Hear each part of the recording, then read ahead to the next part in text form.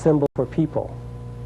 And if we think about emotions as a symbol for people, think back to what we saw that was so important in vision. Because in vision, we had to capture the hearts of people before we could go anywhere. So if we think of the archetype and how quality might be approached from the archetype perspective, and look at those companies in the United States who are leaders in quality, we notice that the ranking has changed. The new ranking was leaders inspire the people, and people channel their emotions into plans and create products using the correct technology to win in the marketplace. Successful companies seem to have the emotional dimension built in from the top to the bottom, and emotions are involved from the beginning of a project to the end of the project. Let me give you an example from Milliken Mills. Milliken had as their model to buy the latest technology first. And by buying the latest technology, they could produce a quality product. And what was happening is, as they bought the new technology, the Japanese bought their old mill technology and produced products and brought them back into the United States of higher quality than what Milliken was doing with the new technology. Milliken changed that, and when the leaders had vision of what they wanted to do and how they wanted to accomplish it and engage the people, and then established their plans, the technology fit the marketplace and the strategies that they had, they became world class. So what did we learn from our 5 years of studying the language of quality and its impact and the impact culture has? We learned that the language that we were using didn't match the concept of quality that people had in their head. And that the motivation for long-term continuous improvement wasn't a call to action. And the role of leaders needed to change from what we understood it to being mentors and coaches. They needed to follow the people. We needed to study who we were first before we adopted everyone else's technology of what we should be doing for quality. And we needed to expand our model to take into account the major influence that culture has on how we present quality to our employees, how we present quality to our customers, and how our suppliers understand what we are asking for. But in spite of our best efforts, even with this understanding, quality still wasn't proceeding as fast as we had hoped. We had reached yet another unpaved landscape. The question that was now haunting us was, who are we? And that led us to look at what guides us. What are our values? Did we need to add values to the foundation of the quality model? Well, what are values? Many experts say that most of our values are developed by the time we reach the age of 10. And most of them are finalized by the time we reach the age of 20. Values are the way that we receive messages and define and describe the direction in which we are pointed. We like to describe or tend to believe that values are the sum of our life's choices, which extends how we develop and use values throughout our entire lives. Values and how values are being perceived and how values impact a business are currently changing in the United States. And what are those changes and what do they look like? Jack Welch probably says it most succinctly in his annual report a year or two ago when he displayed a grid which showed all leaders and managers, he said, can be placed on this grid. The two axes are results and values. And in the first quadrant, you could place managers that are not achieving results and really aren't aligned with the values of the business. And these people are probably people you're not going to want to keep or coach, that you'll probably remove from the business. In the second quadrant, where people are aligned with the values of the business but aren't achieving the results, are probably very important employees and leaders, and these are the ones that need to be coached. In the third quadrant, you have those people who are getting the results but aren't aligned with the values of the business. And this is probably the most rewarded behavior in the business in the United States. And because of that, long term, the values not being aligned with the business, the employees or leaders' values not being aligned with the business, these are considered the most dangerous people. In quadrant 4, you have the leaders who are getting the results and are aligned with the values of the business. And needless to say, these are the ones you want to reward the most, and these are the ones you want to recognize the most. M. Maskey says in his research, what's wrong with managing by values? Maybe we should change managing by walking around to managing by values. His research shows that different values equate to problems. Think of the labor-management relationship in the U.S. over the past 20 years. Labor had one set of values. Management purportedly had a different set of values, or a business set of values. And because they were different, there were always problems. Whereas if you have common values, they equal solutions. An example of that, using the same labor-management relationship, might be the Saturn project, where labor and management sat down and designed what the values of the business were going to be before they produced the product. And this year, Saturn turned a profit. In his life experience as the president of the publishing division of the Meredith Corporation, a company that publishes 27 different magazines throughout the world, James Autry, in his book entitled Love and Profit, The Art of Caring Leadership, talks about the importance of articulating values in an organization, and also discusses the changes which are occurring in the successful companies as they move from what he calls protection values to growth values. And what are some of those examples? For example, he talks about feeling superior. Leaders who believe and managers who believe that they need to feel superior to the people within the organization are the ones they manage. And people are moving from that to feeling connected. Part of that could be described as the natural teams that in fact are becoming self-directed. Self-control versus self-knowledge. Controlling myself, protecting myself versus who am I and what am I contributing.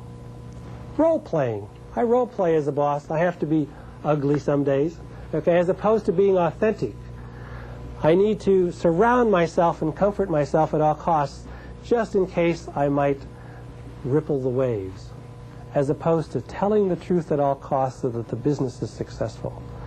So you can see that we're moving from one set of very protective values to another set which is allowing the potential of the organization to emerge.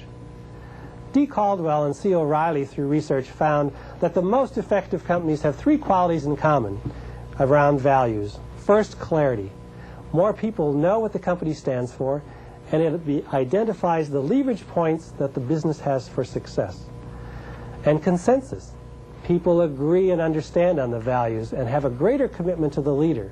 An example was Jim Burke, who was the CEO of Johnson & Johnson at the recall of the extra-strength Tylenol. Because they had consensus on the values, they were able to arrive at the decision to pull the product from the market within 2 days. If they hadn't had consensus around the values, that decision would have been much longer. The third quality is intensity.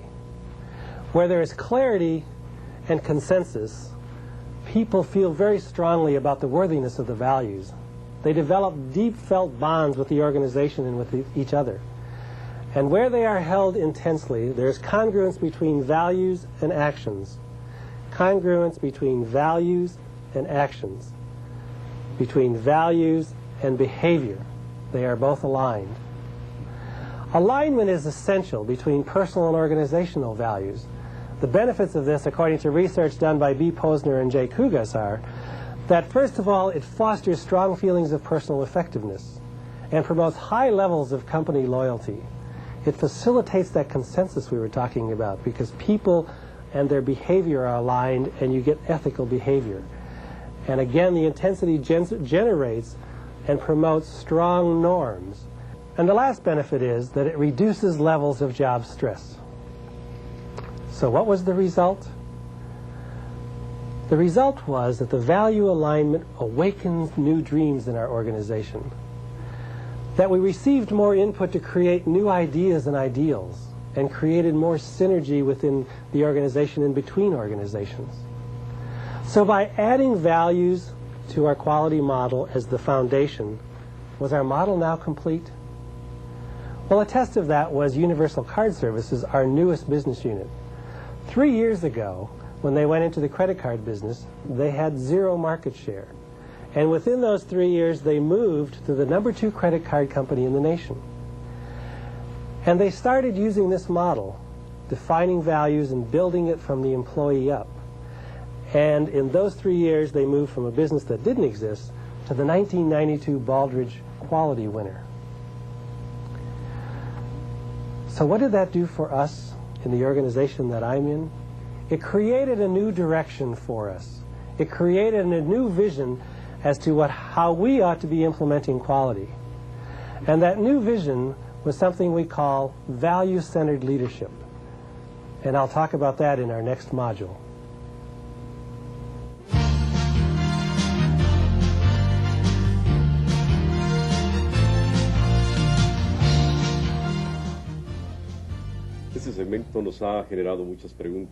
We've received quite a few questions from Mr. Hoffman. The first one is a direct call from Bank Crecer in Ciudad Juárez. Your question, please.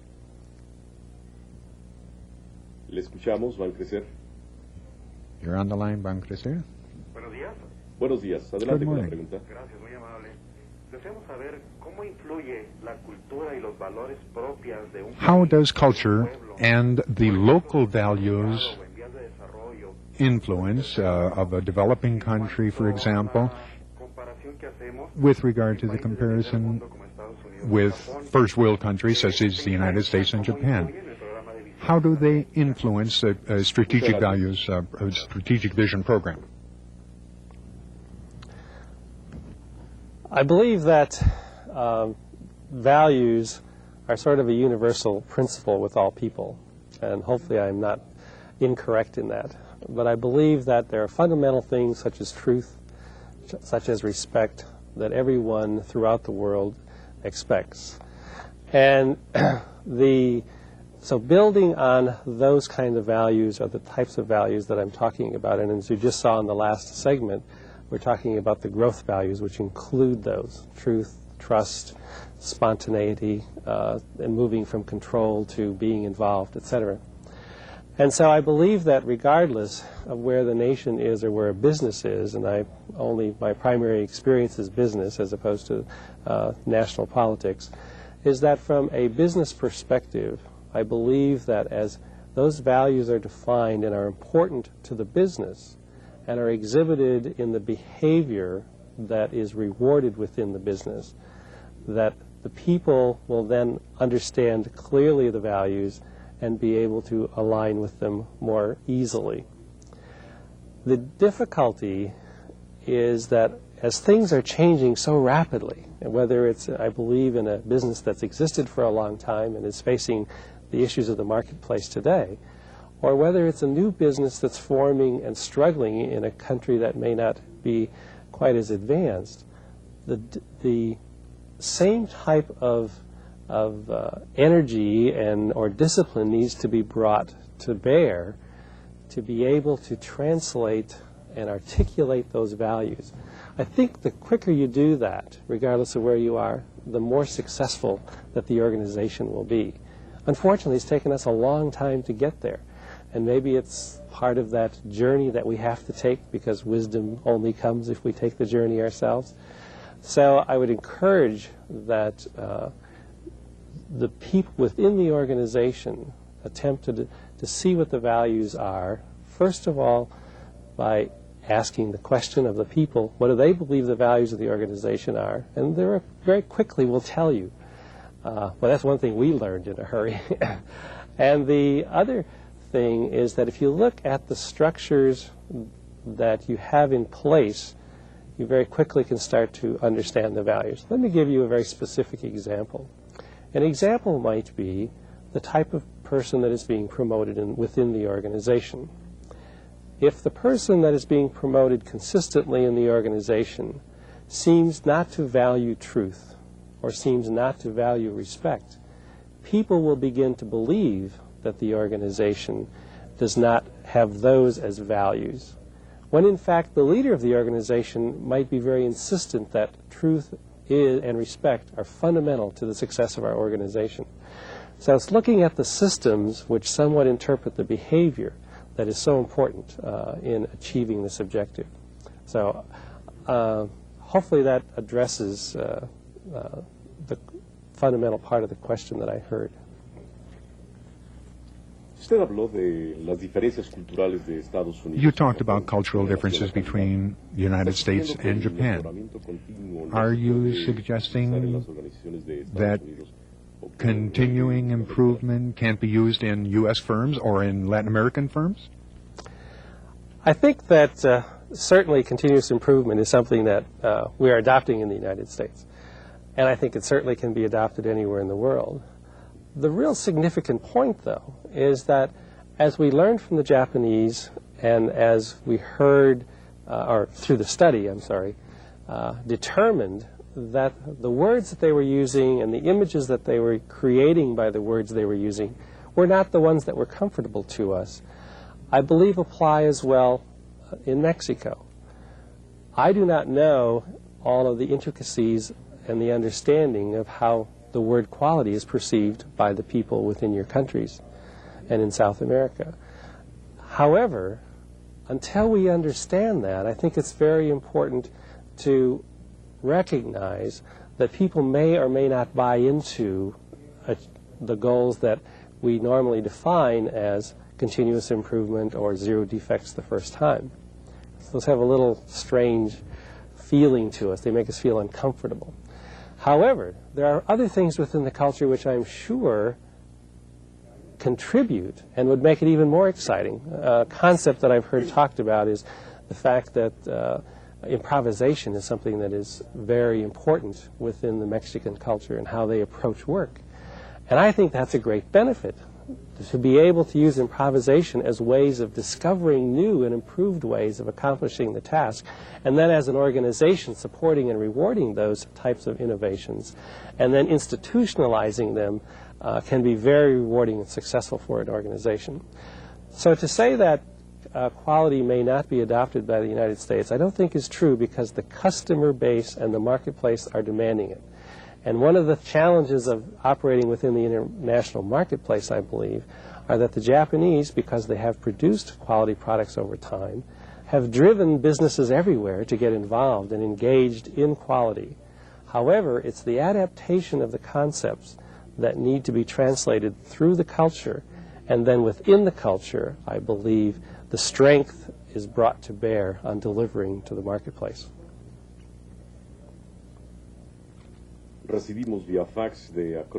We have a fax question from Acropolis in Guayaquil.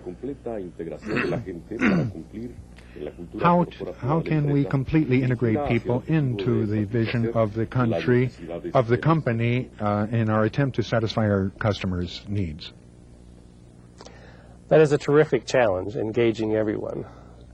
And I think there are social studies that one could allude to that suggest that when new ideas are brought within a business, the 20% of the people are going to jump on the bandwagon and be very excited about it. 80% of them are going to hang back and say, well, maybe this fad will pass too, because I have 12 binders in my desk of programs that have failed. And then there are about 20% who are always totally against it. I believe that as you migrate or continue on your quality journeys, you need to start addressing the levels of commitment. There's a gentleman in San Diego here, as a matter of fact, a consultant by the name of Mr. Ross, who I happened to have an opportunity of hearing recently, and he talked about the levels of commitment. The people who are at the very top are not necessarily organizationally, but the people who are very committed to achieving the objective are very much behind it, believe in it, and go for it. And obviously those become your champions and the leaders of whatever the effort is. And then as the people in the middle see the commitment to continuing to do this, regardless of what hurdles are encountered, many of them, about 60% of them, will migrate to becoming committed. There are some people who will never be committed, and potentially maybe those folks will, as we sometimes say, self-select out of the business because they do not see the value in doing what you're doing, and their values that they've adopted in their personal lives may be different. And so, as making that choice, they may decide to leave the business. And that's a tough decision again, but I think it's a real one that we all should face. Vamos a tomar una llamada del Instituto We'll Tecnológico now be Autónomo receiving de México. a call Adelante con from su the pregunta. Autonomous and Technological Institute of Mexico. Bueno, Buenos días, adelante con la pregunta, por favor. ¿cómo se deben definir los valores de una empresa? How can a ¿Y cómo lograr company's su acoplamiento con values los valores de los be empleados defined, and en el how establecimiento can de they be estrategias aligned de with the mejora continua? employees' values in the strategy of continuous Muchas gracias improvement? por su pregunta. I think that the values of the business, again, need to be addressed by the leadership, by just defining what they are. For example, at AT&T, we have what we call the common bond, which are our top 5 values. And then I think what you really need to do is test those to see if those are really the values of the business. Because, for example, the people in the organization I am may or may not identify with all 5 of those. And so the people will very quickly tell you what their values are, and again, the systems that are supporting the behavior will tell you that. And then maybe the goals at the top, or the goals that the corporation or the leaders have defined as the values of the business, will become the goals that you strive for. And then you can measure the behaviors, ask questions along the way through surveys to see if you, in fact, are achieving that alignment.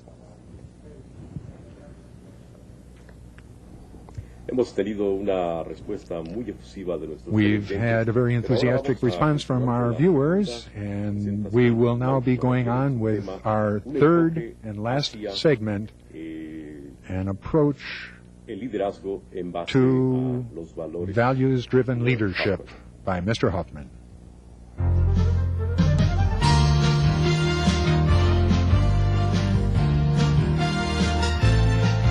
Exciting aspects is being on the journey to reaching our vision and charting those uncharted landscapes. We began today by talking about vision and its importance, and we talked about how it became the center or the heart of our quality effort, and that our quality effort, while we thought it was defined, needed to be modified and needed to take into account the subtleties that the culture brought to bear on how people heard, learned, and understood quality. And also that driving culture are values, and the importance of values permeating the culture, the business, and our entire approach to quality. And as such, we ended up, in the organization that I work for, developing an approach to what we call values-driven leadership, VDL. And our approach is that through values-driven leadership, we want to achieve world class in the sales organization by 1995. Well, what is values-driven leadership, and what does it do? Essentially, it's founded on values, but the manager's function then changes to what D. E. Lilienthal says is a manager's function is to lead and move and bring out the latent capabilities and dreams of other human beings. And dreams of other human beings. Doesn't that sound like the vision? And doesn't that sound like the vision that we want for our organization? The approach that we used was to engage the management team, engage our customers, and engage the experts. We knew we had to engage the entire management team from top to bottom. Everyone needed to be involved in the process.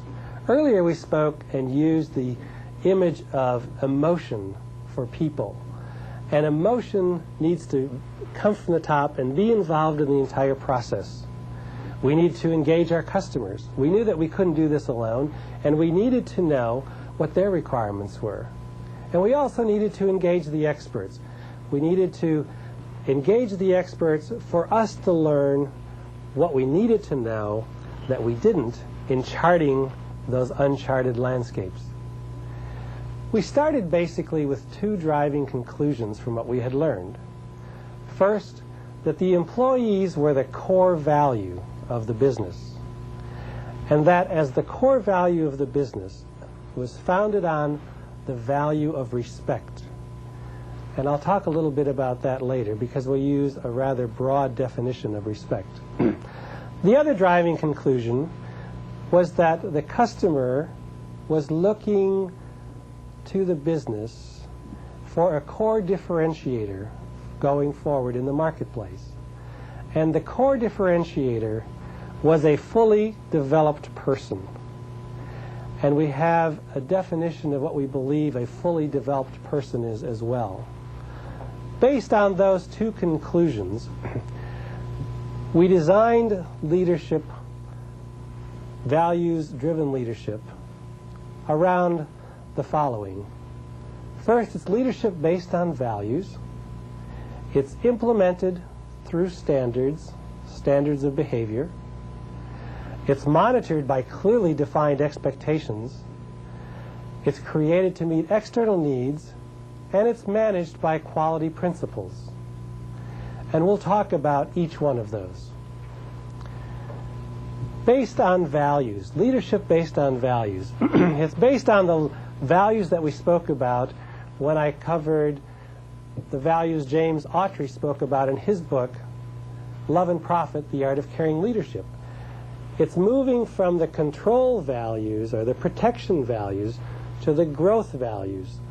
The values that respect the individual, that respect the differences between individuals, and respect peers, respect subordinates, respect boss, and respect of self. Respect for who we are and knowing who we are so that we can better interrelate with others. Respect also takes into account the differences between people, the significant differences between people, because it is through gathering the differences that we actually create more power and more ideas to generate better visions. Finally, the values are focused on customers. Customers for whom we are producing our products. Well, if values are the foundation, how one sees those exhibited is through standards. And so our values-driven leadership is based on standards. And the standards that we use are based on the external needs of our customer. What do we have to do day to day as salespeople? And what are the expectations so that we can meet the external needs of the customer? What are we going to do and how are we going to govern ourselves day by day in our behavior so that we, in fact, can meet those external needs? The standards then become the operating system of the organization, and they are aimed at maximizing the human asset. Now let me go back for a moment to govern what we do day to day. In the sales arena, there's many ways that, of course, we can look at how people are successful or when they are successful. But what we wanted to do is we wanted to find out from the customer base and from the employee base what were the kinds of behaviors that, if aligned with the values, would create, in their eyes and for them, a world-class salesperson. And I'll talk a little bit about that as we get a little further into the talk. Our expectations that we have of our leaders are both professional and personal. First of all, professional. We need to make the numbers. As in your organization, you need to make the results. But you also heard me talk about how values and results need to be merged and aligned if we're going to be successful. So our leaders need to make the numbers, but they need to make the numbers aligned with the values and the standards of behavior where we're headed. Our leaders need to accept responsibility for this. One of the things we learned along the way was that if I didn't have my values aligned, I could easily say, that's not my problem, they asked me to do that. Have you heard that in your organization? Oh, that's their problem, it's not our problem. However, if there is an alignment and the behavior is aligned, the leaders will accept responsibility. And so it's in that understanding that we have as an expectation, accept responsibility. We expect our leaders to drive personal development, not just allow people to go on their merry way, but in fact drive people to develop themselves personally as an expectation. Now, why is that important?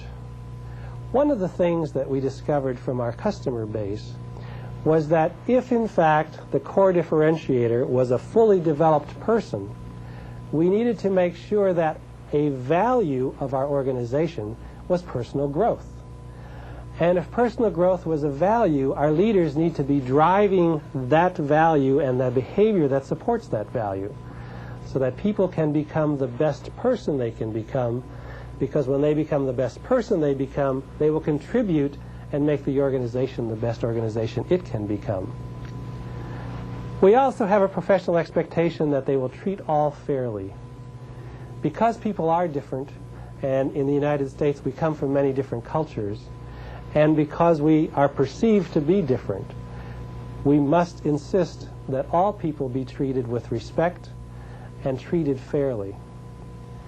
We also expect our leaders to represent us well when they're out talking to people or when they're working in other parts of the organization, that in fact their behavior is aligned with the values and they represent those values so people know and understand who we are versus someone else. And underlying both the professional and the personal is respect. The personal expectations are we expect our leaders to tell the truth. Now that may seem rather simple, but in fact it's moving from that protection value we talked about earlier, where we can control the information as opposed and be comfortable, to moving to telling the truth at all costs, so that the truth will help the business grow, and that the truth will in fact allow people to gain trust and contribute more effectively. We also have a personal expectation of intellectual discipline. And intellectual discipline is that we expect our leaders to be able to articulate their position on issues, not just emotionally or not just because it feels good, but that they can intellectually arrive at a conclusion that is sustainable and stands up against pressure and, in fact, supports the values of the organization. And that takes courage. So needless to say, we have the expectation of our people to have courage to speak out when things aren't going right, to speak out when bosses aren't doing right, to speak out and give upward feedback to the bosses, encouraging them to change the behaviors if they're not in alignment with the values of the system and the company. We also expect our people to have a personal development plan. And the personal development plan